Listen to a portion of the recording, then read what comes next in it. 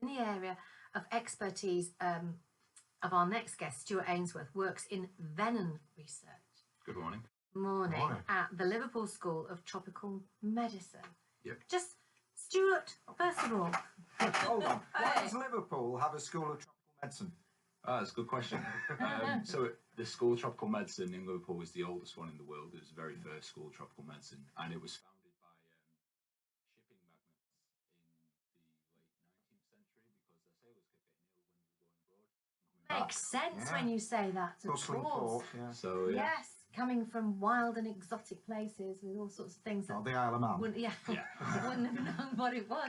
But how did you get into it, Stuart? Because you're a Blackpool lad. Yeah, so I have always had an interest in science and research and biology mainly. So I went away to university and I wanted to move back to the northwest of England. I spent a lot of time in Ireland, and because of the renowned status of the Trop School in Liverpool, I decided to look for a job there. And it's particularly venom that you look Yeah, so my research interest is in venomous snakes and their effect on people in the tropics. I'm going to ask you the question everybody must ask you. Yeah. You know what I'm going to ask? Could do, you'll have to ask it first. What's the world's biggest ship? I don't know. Oh. Do you ever get bitten? No, I've not been bitten myself. We haven't had a bite in a long time. But so that means people do get bitten? Yeah, at work. Yeah. Yeah, people have been bitten previously, yeah. And let's no bones about this. Some of the venom of some species of snake is highly toxic, isn't it? And does you a lot of damage very quickly. Yeah, so the reason we do our research is that snakebite is basically a neglected tropical disease. People aren't aware of how much damage it causes to people's lives and livelihoods. So over 100,000 people, and these are just probably underestimates, die every year from snakebite in the tropics. So there are two things going on here. It's not necessarily if Sally and I were to go to the tropics. Yeah. It's also about the people who live there, local residents, who maybe we assume have got the knowledge and the wherewithal and maybe even the medical skill to deal with that, but that's not true. That's not the case, no. So people who mainly get bitten in the tropics are the poorest of the poor. They're the farmers, children playing out in the fields, and because the medicine, antivenom used to treat snakebite is so expensive, they simply can't afford. So what do you do then for them?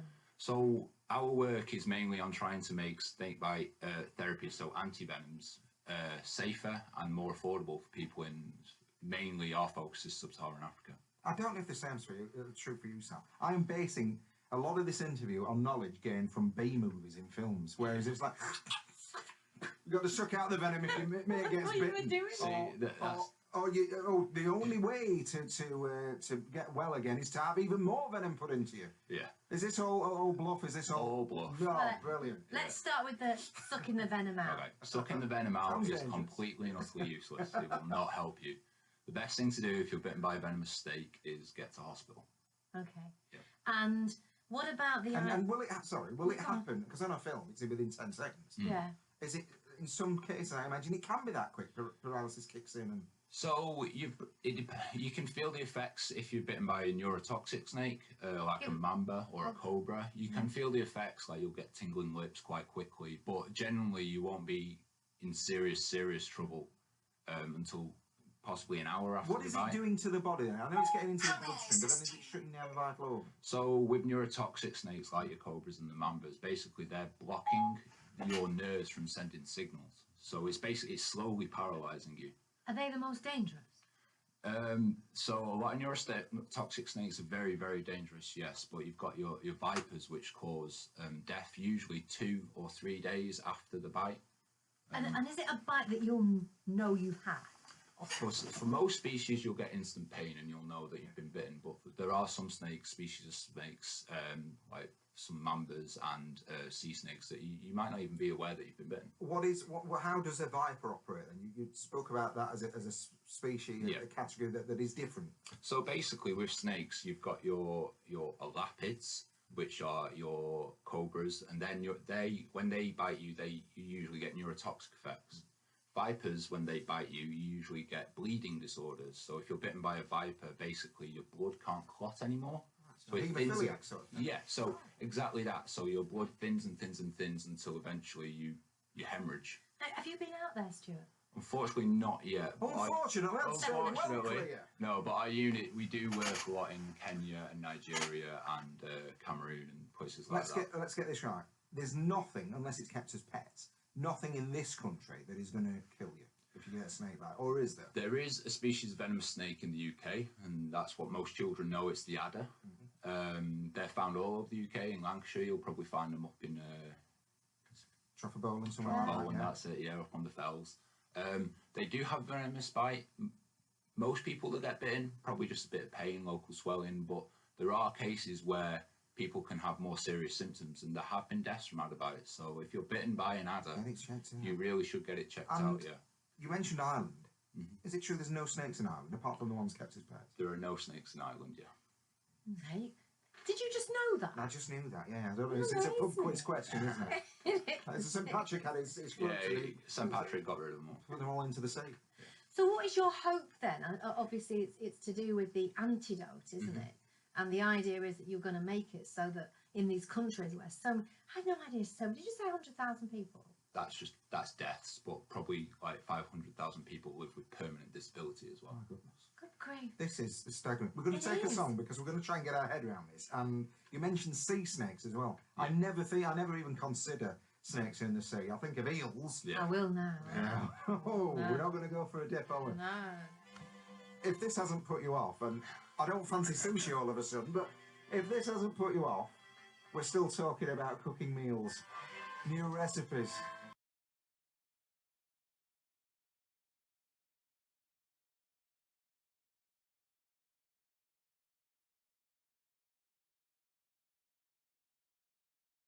Snake bites, and about how we deal with that, and about how we help the poorest people in some of the countries where they have particularly venomous snakes. Where are we talking about? So we're talking about Nigeria, all the way across sub-Saharan Africa, Nigeria, Kenya, Cameroon, Tanzania.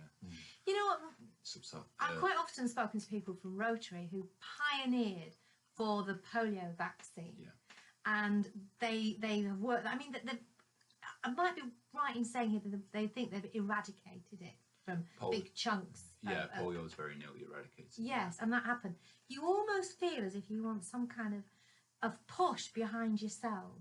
Yeah. Do you know what I mean? Because we certainly didn't know about it. We didn't know about how many people lost their lives in countries where they can't afford maybe to even get to the hospital to try and do something about it. Yeah. So this is as big as something like polio, isn't it? Exactly, yeah. So snakebite is one of the developing world's biggest public health problems. I mean, in Burma, it's the 5th highest leading cause of death. And it's only been this year that the World Health Organization has actually recognised the seriousness of snakebite and has put it on their list of priority neglected tropical diseases to tackle. I'm just wondering, there is a fear, and a real fear, of snakes. Yeah. And if we were to have one in the studio, it would divide opinion. I don't want to go near it, some would say. Yeah. But it's a living creature, and something must force it to attack. So what are we doing wrong, or what are we doing to provoke these snakes to go on the attack? Because I imagine a lot of them, it's flight. So venom is not a defensive adaptation. It's for catching their dinner, basically. Talking about food, it's for catching their dinner. Snakes will only bite somebody if they're threatened, and most of the time, say in the tropics, it's people who are out farming that get bitten. They're bitten on the feet. I was going to say, they tread on them. They tread on them, or it'd be young children putting their hands down holes while they're playing. Oh. Yeah, so people don't, people got common sense. They won't go out their way to provoke a snake. And is a bite necessarily the same as venom? So there are non-venomous snakes, and they can bite as well, but they won't inject venom. So if you're bitten by a venomous snake, you're not guaranteed that they will inject venom. But if they do inject venom, don't take any chances. Get out. Yeah. Don't. And how do they do it? Is it like hollow tooth or something that goes in? So they have a set of specially adapted teeth called fangs. These are hollow, and they're basically like a hypodermic needle. If you look at them under a microscope, they're just 2 hollow teeth that are connected directly to their venom glands, which are just in their jaws. So for you to study it, then, Stuart, to come up with an antidote that can have you had to, I suppose, look at a lot of people who have died as a result? As that's part of what you've had to research? So at the moment, what we're researching is the venom composition mainly. So what is actually in the venom of the snakes. So How do you get that? So at the School of Tropical Medicine, we've got the largest collection of venomous snakes in Europe. We've got about 250 different snakes. That's the smallest the collection's been in a long time. We have had up to 4 to 500 before. What was just in all in like glass cages all Yeah, around all in the in laboratory? cages. Yeah, well, we've got a specialist herbarium, it's called. A herbarium. A I love herbarium. all this. It is. It's almost like the Victorian explorers in a sense. Yeah. Here we are at the forefront of medicine. Sea snakes. So Sea tell me about sea snakes. It's something that. Well, yes, sea I've heard snakes of are them, my but- specialist area. No, but but the fact that there are some is a news to me. I thought there were eels. yeah, no, you can get there are non-venomous sea snakes, but you also get your venomous sea snakes. Like there's everywhere, kind aren't of they? like a lapid's crate. And do you personally take venom from snakes? So at this trop school, we have a full-time snake keeper, and he's been with us for nearly 20 years, and it is his job to look after the snakes and milk the snakes. Milk them. Yeah, so milking, I'll probably get a slap wrist for saying No, milk, but we know what you mean. Yeah, Yeah. so what we do is we get the snakes to bite down on a container with a film on the top, so Yeah. it feels like they're biting into flesh, and they will inject the venom into the container, and then we can then do research with the venom that they... Do you have to be, a stupid question, do you have to be really, really careful once you've got it? What, the venom? Yes.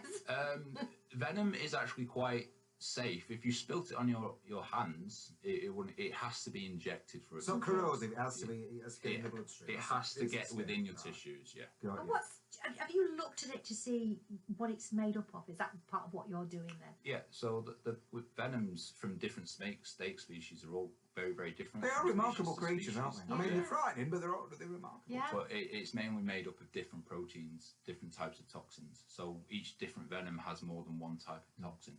And it's those toxins that are... Yeah, it's the toxins that cause the paralysis or the bleeding. Now you've got two little kids at the minute. Aye. If 5 or 6 years they say, right, we want a pet and we want a snake, what would you say to them? I'd say fine. My wife would say not a chance. I'm with your wife here. I am absolutely with your wife here. Did you ever dream, when you went to university, is that what you knew you were going to do, or was it something that came out of your studies? It's something that came out of my studies. I had no interest in, well, I was curious about snakes, but I had no direct interest in snakes until a couple of years ago. What I wanted to do was to develop vaccines and medicines, and that's what I went to university studying, and then I did my doctorate.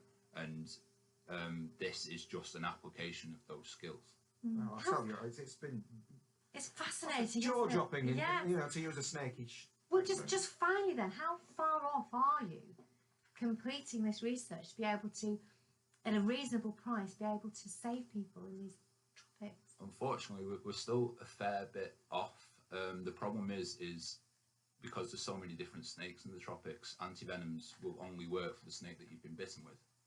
So our research is to make an antivenom that will work regardless of what snake you've been bitten by.